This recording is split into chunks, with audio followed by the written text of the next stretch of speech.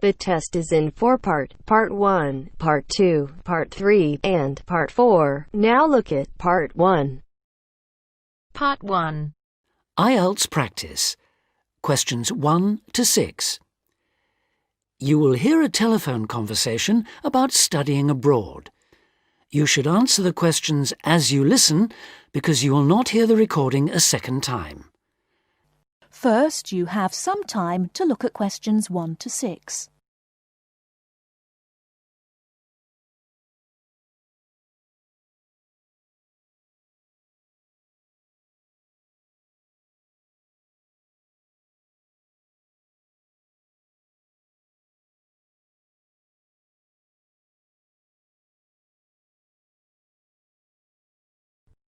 Listen carefully and answer questions 1 to 6. Hello, admissions guidance. How can I help? Hello. I'd like some information about studying at your university. Can you help me? Yes, of course.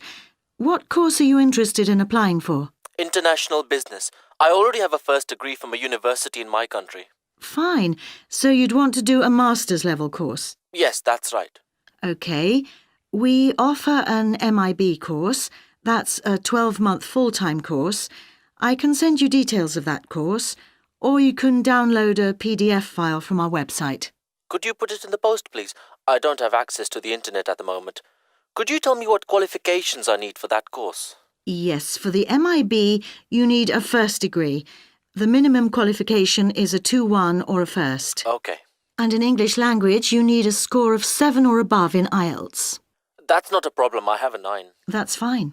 Could you tell me the course hours and the semester dates, please?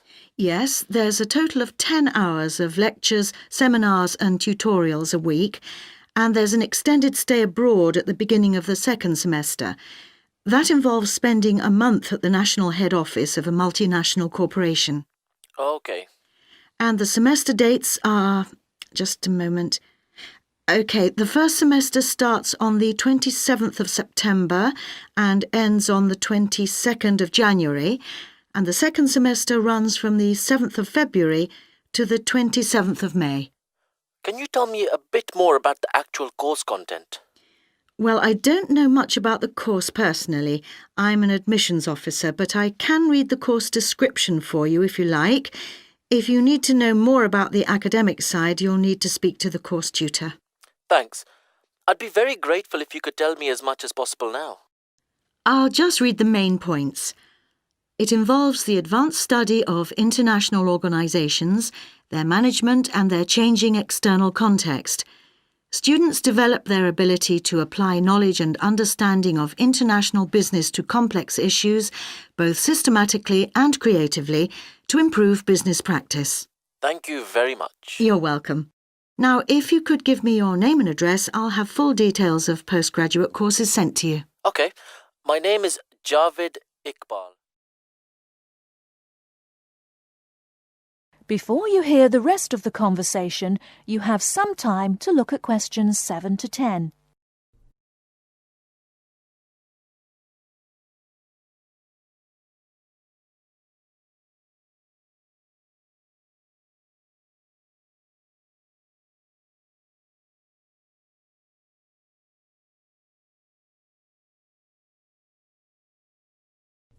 Now listen and answer questions 7 to 10.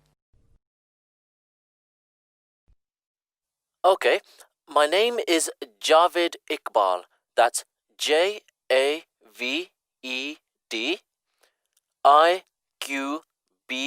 Iqbal. Thank you. And your home address, Mr. Iqbal?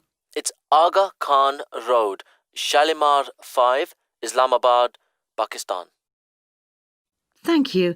And could I ask you 1 or 2 more questions for our records? Yes, of course.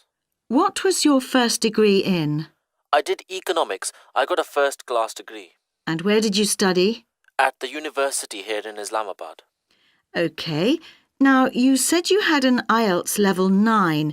Could I ask what your first language is? Actually, I'm bilingual in Urdu and English. Thank you very much. I'll put full details in the post today. Thank you. And thanks for all the information. Not at all, Mr. Iqbal. Thank you for calling.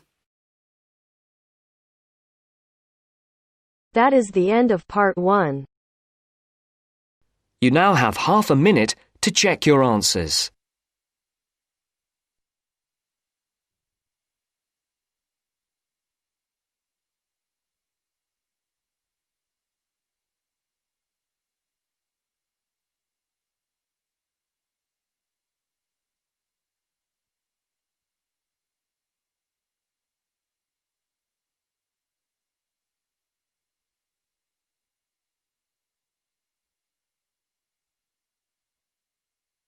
Now turns to part 2. Part 2. You'll hear 2 university students discussing a social science lecture they attended. First, look at questions 11 to 14.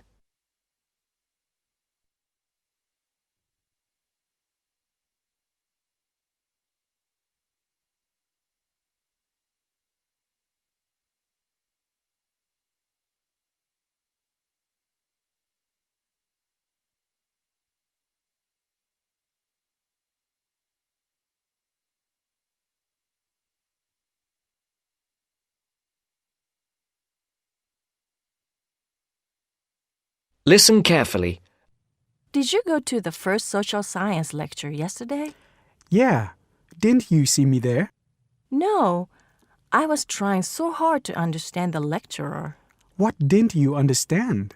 A lot of it, really. For example, he said we needed to study history as part of the course, but I didn't get why. You probably missed it. He said early on that we need to learn from our past mistakes. Right. But he also said we need to put ourselves in the place of our ancestors. Why is that? I think the point is that it's not enough to know how they lived and what they did. We need to know what they thought. I see. And I've written transferable skills in my notes next, but I have no idea what that means. If you study social science, you learn skills that you can use in a job. Oh, right. Is that all? Okay, but why is that? The point he made was that in studying social science, you use a flexible and adaptable approach to learning. Before the broadcast continues, look at questions 15 to 20.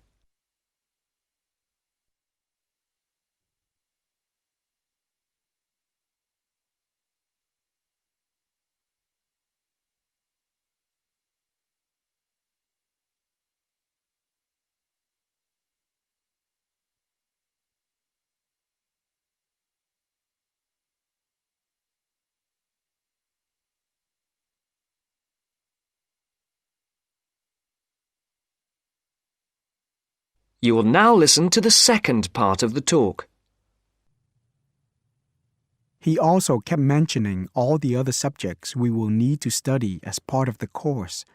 I didn't write them all down, did you? Some of them. I think I can make sense of my notes. The first one was anthropology, which he said would cover prehistory and archaeology as well. Okay. Then there's economics. I wrote down that this was not meant to mean that we will spend all our time looking at economic theory, but more that we need to see how humans behave. That's good. I don't think I could handle economic theory. He said something about education too, didn't he? Yeah. He said we'll be looking at how cultural information is handed down from one generation to the next through teaching children. He said we'd be focusing on geography too, but I can't really remember which aspects. Can you? I noted it down, I think. Here we are, yes, particularly in relation to urban planning.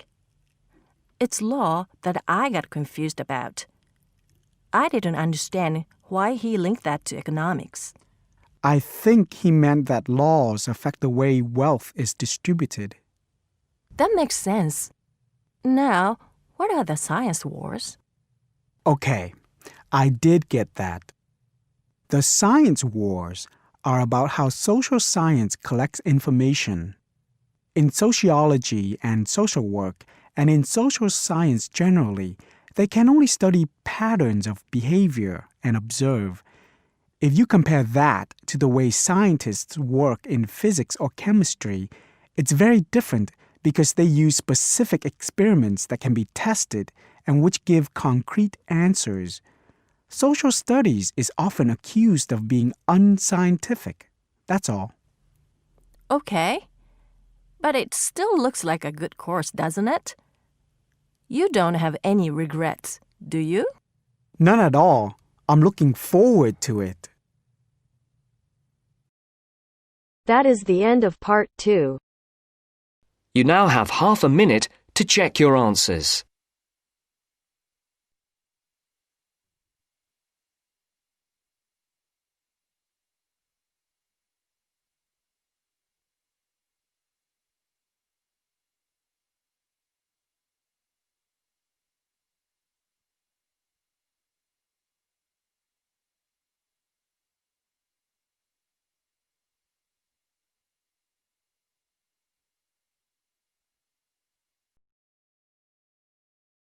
Now turns to part 3. Part 3. You will hear two students, Ramil and Kirsten, discussing presenting a paper at an architecture conference. You now have 30 seconds to read questions 21 to 28.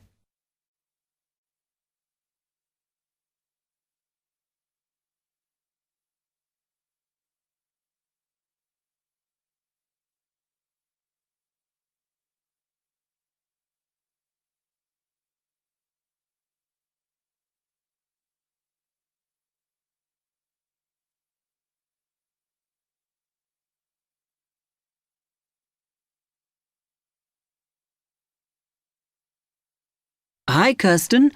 Have you heard about that architecture conference in Oxford at the end of the year? Yeah, I saw the leaflet on the notice board. As it's my final year, I ought to try giving a paper, but I've got no idea how to go about it. Oh, I think you should go for it. I did one last year. It's quite straightforward. First of all, you need to see what the conference themes are. You know, what topics they are covering. You can do that by looking it up on the website. You need to submit a paper that falls into one of the categories they give you. Oh, that may give me some ideas. Then, while you're doing that, you should also have a look at the information on how to submit your paper. The rules, if you like, such as the length. It's important you follow those. I see. And then I suppose the next stage is to start writing it up. I'd like to use it as an opportunity to propose some future work, but I understand it must be based on current work. Still, there's plenty to choose from. It makes sense to do something that I'm more familiar with. Yes, and the other thing is, when you've written it up, then go back and look at your data carefully and make certain that you've presented it in a format that is standard for your subject. Remember, people have to absorb information very quickly while they're listening. Don't make it too complicated. Okay, well, I reckon that'll take me about a month to get that sorted. Then the next thing I have to do, I guess, before I send it off to the conference organizer, is give the whole thing to the events officer so that he can look through it and see if it all makes sense and is okay. Yeah. Remember to warn him that it's en route so he can fit it into his schedule. Oh. Then you're done, really. All you have to do after that is to go through it and sort out any changes you need to make. Then finally, you can submit it. You can do that online. Phew, good. Then I just wait to hear, I suppose. How long does that take? It depends, but usually about 6 weeks. Oh. When you hear if your paper has been accepted, then at that stage, it's worth giving them a list of any technical things you need when you actually give the talk. A screen or video players or that sort of thing. Okay, but that's a long way off. And I know that if my paper is accepted, then at that stage, I have to give them a short text about myself and my academic background so that they can put it in the brochure. Famous at last. Yeah. You now have 15 seconds to read questions 29 to 30.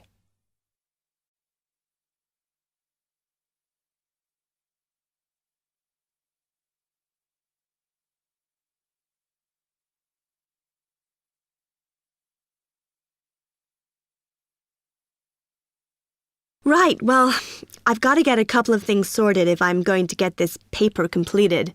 Have you got enough data? Possibly. I'd like to reinforce some of it, though, so I thought I'd send out some more questionnaires.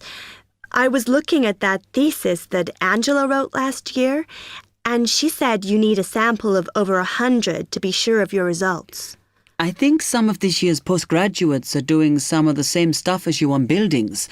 Why don't you talk to them? I'll end up getting confused. It would be more useful for me to actually go out to that site by the rail bridge to see how they're building the new factory. Oh.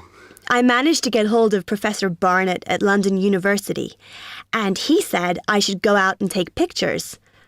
I'm pretty busy, but I'll have to make time. Anyway, what about you? What are your plans?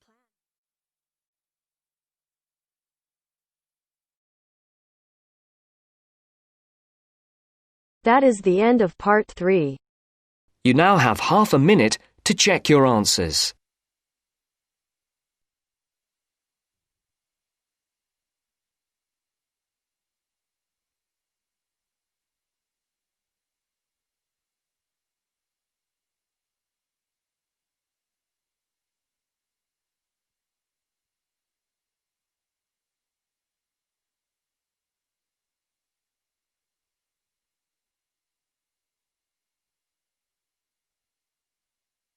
Now turns to part 4. Part 4. Now listen to the second part of the lecture. As you listen, complete the notes below. First, you have some time to look at questions 31 to 40.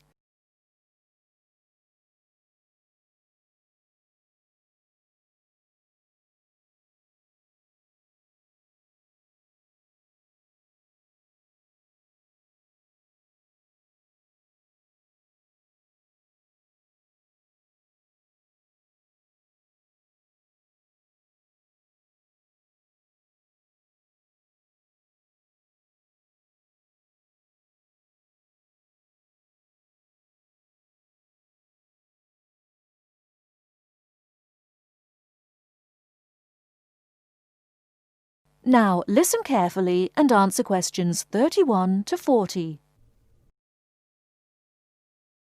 Many typically American characteristics, individualism, self-reliance, informality, punctuality, and directness, are a result of those values mentioned earlier.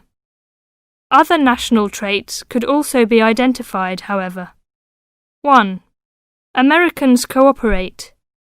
Although often competitive, Americans also have a good sense of teamwork and cooperate with others to achieve a goal. 2. Americans are friendly, but in their own way. In general, friendships among Americans tend to be shorter and more casual than friendships among people from other cultures. This has something to do with American mobility and the fact that Americans do not like to be dependent on other people. Americans also tend to compartmentalize friendships, having friends at work, family friends, friends on the softball team, etc. 3. Americans ask a lot of questions, some of which may to you seem pointless, uninformed, or elementary. Someone you have just met may ask you very personal questions.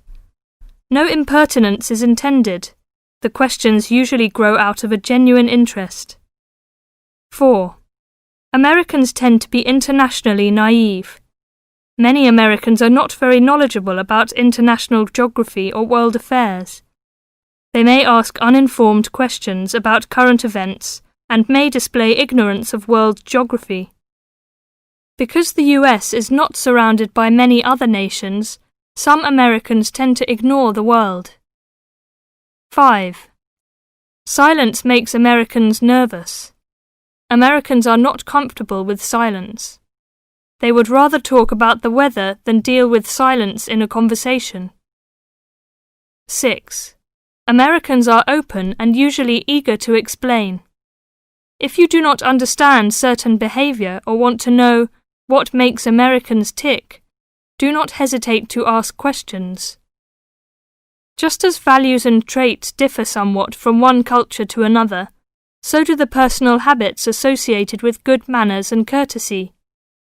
While very often there does not seem to be any particular reason why a particular way of doing something is considered good manners, observing these cultural rules will make Americans more comfortable with you, and therefore you with them. It is, of course, impossible to cover all the possibilities here. If you are unsure in a situation, just ask. Americans like to be helpful. 1. Queuing up or lining up is essential.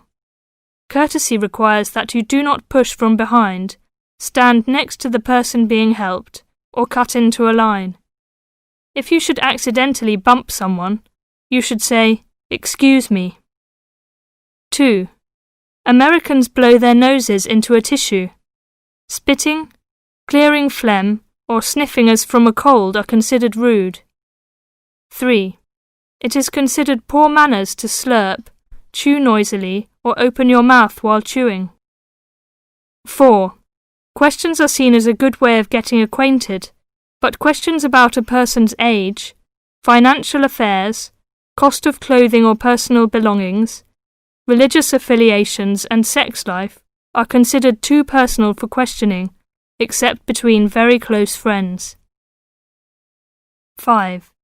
Men generally do not hold hands or link arms in public with other men. This is somewhat more acceptable between women and quite common between men and women. Now, a few words about personal safety. Unfortunately, in the US one must be aware of crimes. It is wise to be especially careful until you are familiar with the community in which you live. Remember that good judgment and common sense can significantly reduce chances of having an unpleasant and perhaps harmful experience. Basic safety rules include the following. 1. Do not walk alone at night. 2.